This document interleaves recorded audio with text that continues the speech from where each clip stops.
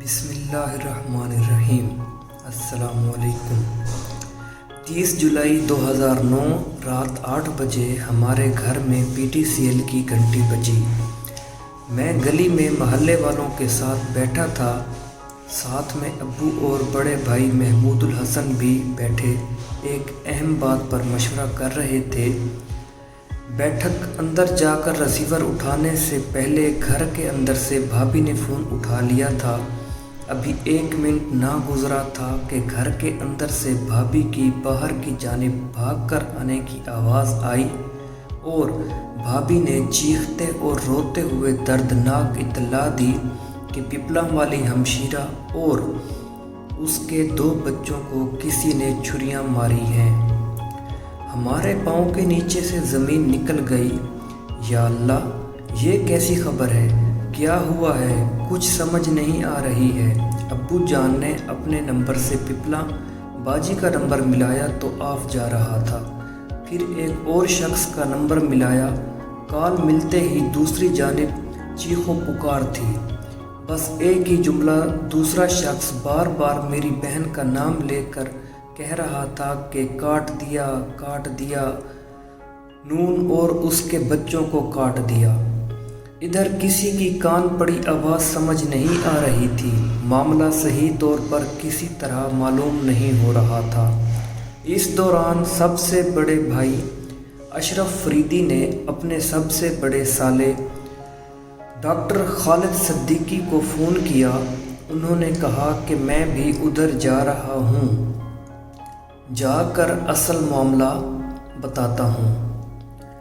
اس دوران میں اور میرا دوست عمار حسن اور معاویہ حیدر یہ بات کر رہے تھے کہ 2 بچے کون کون سے ہیں، کیونکہ میری بہن کے 3 بیٹے تھے۔ پہلا آصف صدیقی جو اس وقت تقریباً 13 سال کا تھا، دوسرا حماد صدیقی جو اس وقت 8 سال کا تھا، تیسرا سعد صدیقی جو اس وقت تقریباً 6 مہینے کا تھا۔ معاویہ کہنے لگا کہ میرے خیال میں دونوں بچے چھوٹے یعنی حماد اور سعد ہوں گے، کیونکہ آصف تو بڑا ہے، اس وقت گھر سے باہر ہوگا۔ کہنے کو تو معاویہ نے کہہ دیا، لیکن مجھے تو ہر صورت غم تھا، چاہے کوئی سا بھی ہوتا، پر تھا تو میرا بھانجا، چاہے 6 ماہ والا سعد ہی کیوں نہ ہو۔ خیر، کچھ دیر کے بعد بھائی کے سالے ڈاکٹر خالد صدیقی کا فون آیا اور ہمارے اوپر بم گرانے والی یہ خبر سنائی کہ باجی کے ساتھ اس کے بڑے بیٹے آصف اور درمیانے بیٹے حماد کو قتل کر دیا گیا ہے۔ ڈاکٹر خالد صدیقی کی زبانی اس وقت واقعہ کچھ اس طرح معلوم ہوا کہ دوپہر سے باجی کا گھر والا یعنی میرا بہنوئی وحید صدیقی اپنے گھر فون کر رہا تھا، لیکن فون نہیں مل رہا تھا۔ میرا بہنوئی اس دن کپڑا لینے فیصل آباد آیا ہوا تھا، تو انہوں نے اپنے بھتیجے وسیم صدیقی کو فون کیا کہ جا کر چاچی سے معلوم کرو اس کا نمبر کیوں بند ہے۔ جب وسیم پہنچا، دروازہ کھٹکھٹاتا رہا پر کوئی جواب نہیں آیا۔ وسیم واپس جانے لگا تو محلے کا ایک لڑکا ملا، اس کو ساری بات بتائی کہ میں اس وجہ سے آیا ہوں، چاچی کا فون بھی بند ہے اور دروازہ بھی کوئی نہیں کھول رہا ہے۔ وہ باتیں کرتے کرتے بیٹھک کی جانب آئے تو بیٹھک کے دروازے کے نیچے سے تھوڑا سا خون باہر آ رہا تھا۔ انہوں نے دروازے پر دباؤ ڈالا تو دروازہ کھل گیا۔ اندر کا منظر دیکھ کر محلے کا لڑکا تو ڈر کر چیخنے لگا اور ڈر کر بھاگ گیا، البتہ وسیم ہمت کر کے آگے بڑھا۔ اندر میری بہن اور بڑے دونوں بھانجوں کی کٹی ہوئی لاشیں تھیں اور سب سے چھوٹا 6 ماہ کا بھانجا سعد صدیقی ان لاشوں کے بیچ میں بے ہوش پڑا تھا۔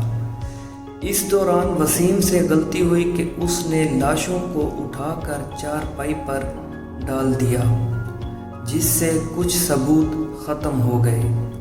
بہرحال قصہ مختصر، لاشیں پوسٹ مارٹم کے لیے حافظ والا چلی گئیں اور ہم لوگ اپنی ترتیب سے بکھر سے پپلا کے لیے روانہ ہوئے۔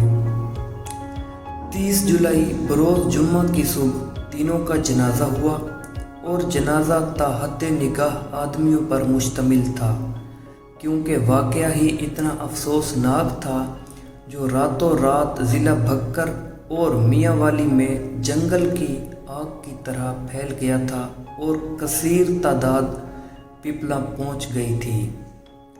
پوسٹ مارٹم رپورٹ حیرت انگیز آئی کہ قتل کا واقعہ تقریباً دن 4 بجے کا ہے اور قتل میں گھریلو چھریاں اور ٹوکے استعمال ہوئے ہیں، اور موت سب سے پہلے حماد صدیقی کی، پھر میرے امی کی، پھر سب سے بڑے بیٹے آصف کی ہوئی ہے۔ اب آتے ہیں مجرموں کی جانب۔